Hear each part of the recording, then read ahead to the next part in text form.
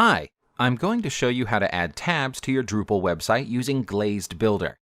In this video, you will learn how to add and customize the tabs element.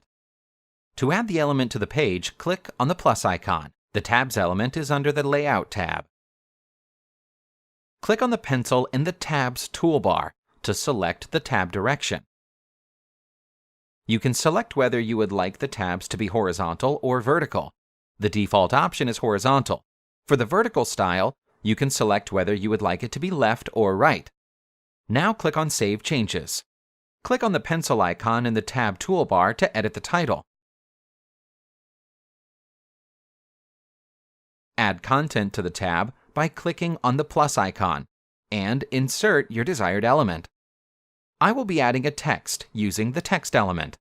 Add a new tab by clicking on the plus icon by the Tabs toolbar.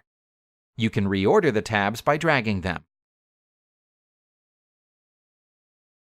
Once you've added your desired tabs, you are finished. If you enjoyed the video, hit the like button and subscribe for more.